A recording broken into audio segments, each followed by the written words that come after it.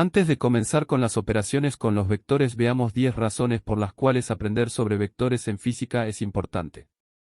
1. Los vectores permiten describir la magnitud y dirección de cantidades físicas como fuerzas, velocidades y aceleraciones. 2. Son fundamentales para la comprensión de conceptos básicos como la cinemática y la dinámica. 3. Ayudan a resolver problemas de física mediante la aplicación de la ley de la conservación del momento, la energía y otros principios fundamentales. 4. Los vectores son necesarios para entender conceptos más avanzados de la física, como la mecánica cuántica y la relatividad especial.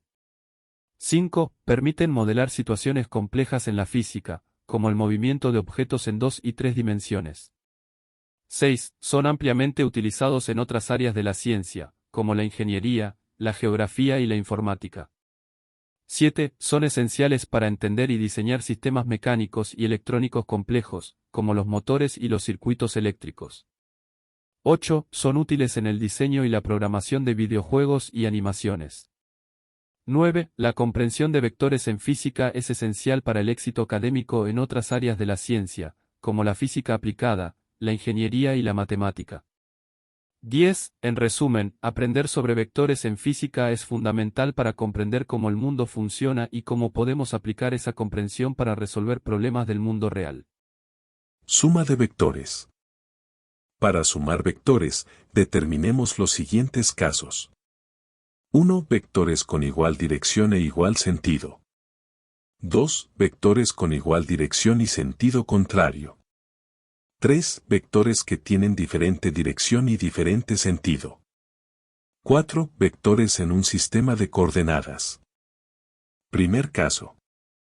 Cuando los vectores tienen la misma dirección y el mismo sentido, se procede así. Se ubica el primer vector, en este caso el vector A. Al final del primer vector se ubica el segundo vector, es decir el vector B.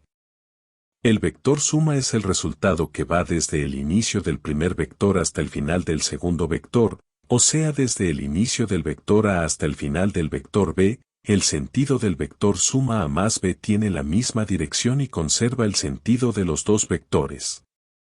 Segundo caso. Vectores con igual dirección y sentido contrario. Se procede como en el caso anterior, pero observa que el vector B es negativo, por lo tanto en vez de sumar resta, el vector resultante tiene la misma dirección y conserva el sentido del vector de mayor magnitud. Tercer caso. Vectores con diferente dirección y diferente sentido. Miraremos dos procedimientos para sumar vectores de diferente dirección y diferente sentido. 1. Método del paralelogramo. 2. Método del polígono. Un paralelogramo es una figura geométrica plana de 4 lados. Es un cuadrilátero que tiene dos pares de lados paralelos entre sí. Los lados opuestos del paralelogramo tienen la misma longitud y los ángulos opuestos tienen la misma medida. Para sumar vectores usando el método del paralelogramo se procede así. 1. Se ubica el primer vector. 2. Al final del primer vector se ubica el segundo vector. 3. Se traza una recta paralela al vector A. 4. Se traza una recta paralela al vector B. Así se ha formado un paralelogramo. El vector suma se traza por la diagonal del paralelogramo desde el inicio del vector A hasta el final del vector B. De esta manera gráficamente se puede ver cómo es de forma aproximada el resultado de la suma de los dos vectores.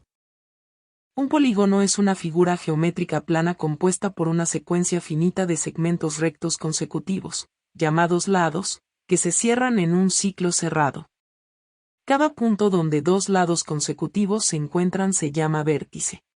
Para sumar vectores usando el método del polígono se procede como sigue. 1. Ubicamos el primer vector.